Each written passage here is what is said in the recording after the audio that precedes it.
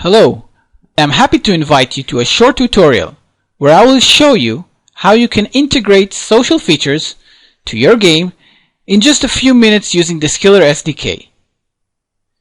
We will begin by viewing a demo game which I'm using in this tutorial, a cute furry game I call Furry in a Row. Let's quickly see how it works. Now the concept is simple.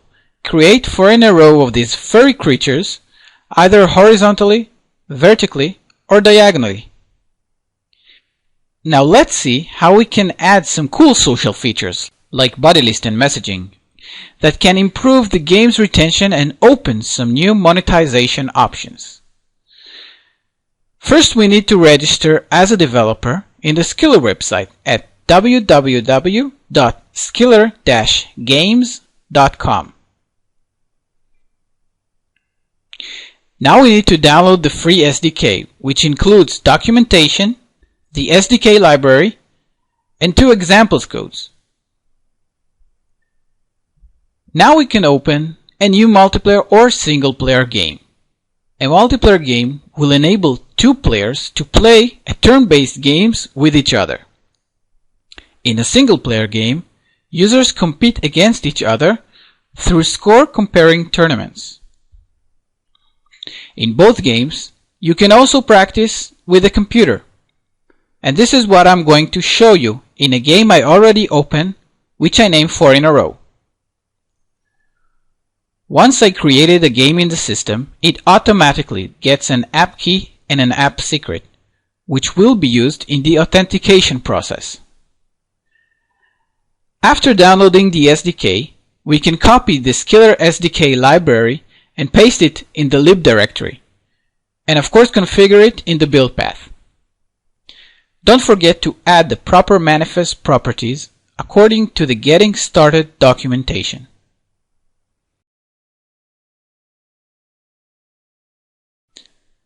First, we need to authenticate the user and the application. We will need to send some properties in the authentication process. I'll define them here. App key and app secret will be taken from the Skiller website.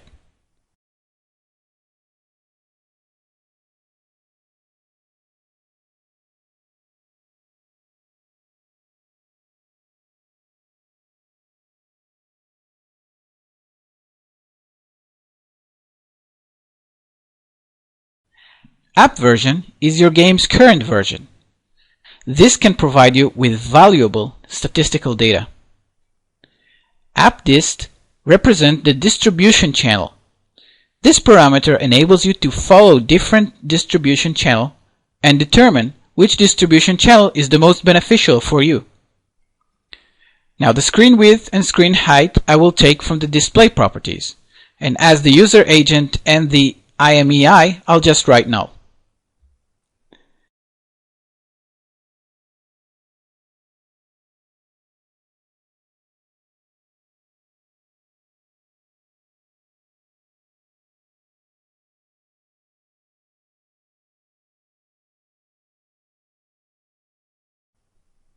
I'll add a new SK authentication instance and call the login method.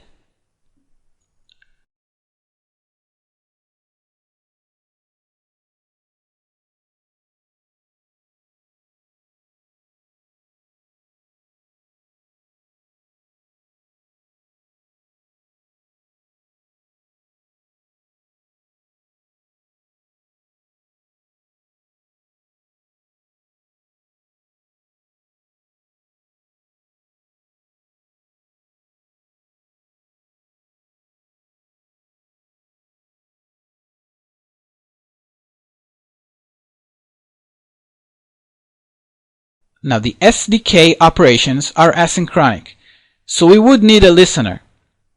Let's define a new listener. I'll now define a new class that implements the authentication listener interface. The listener will be called when the operation, or in our case login, will be done. Now let's add 2 buttons in our main menu, enabling the user to interact with some social elements, like achievements and Go Social.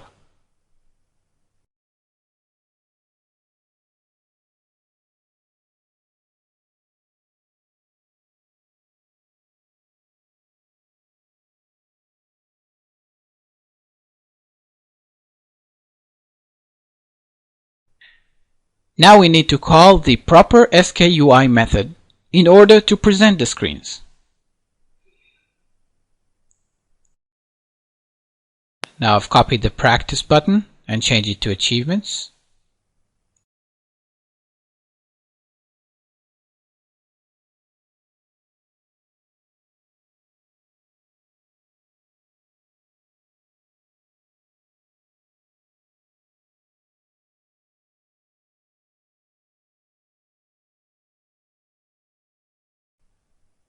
Now I'll add the SKUI call to present the achievement screen. Now here we would also need to have a listener. If you do not want to get the platform response, you can just write no, but I will use the listener we've previously created.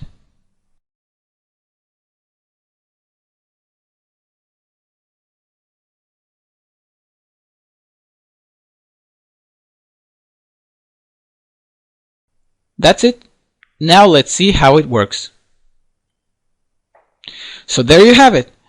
In less than 10 minutes of integration, I've added social elements in my game that opens a new way for my players to interact with the game and with the community. So that's it for now. If you have any questions or inquiries regarding the Skiller SDK or regarding this tutorial, please send them to developers@skiller-games.com. Thank you.